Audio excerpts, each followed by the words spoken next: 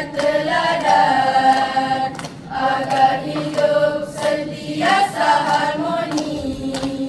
Kami hadir meminta untuk semua biar jadi dan teladan agar hidup sentiasa harmoni.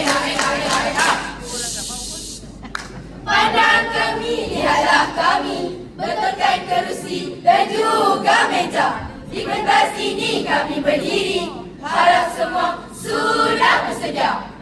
Seantero dunia bersaing membangun, teknologi maju, manusia bersaing. Namun ada racun meresap diam-diam, menggigit akal kejujuran, membara dalam diam.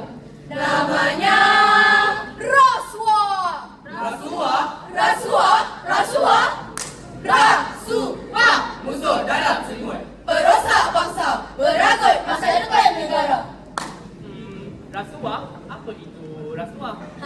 Saya tahu. Rasuah itu apa ya? Apa dia? Aduh, masa mana boleh lupa pula? Biar saya bantu. Tapi sebelum tu, macam biasalah. Yelah. Kain, apa itu rasuah? Rasuah itu perbuatan memberi atau menerima suapan. Sama ada dalam bentuk wang, hadiah atau keistimewaan lain. Tambahan pula, ia melibatkan tindakan tidak jujur hanya untuk mendapatkan kelebihan atau manfaat pribadi.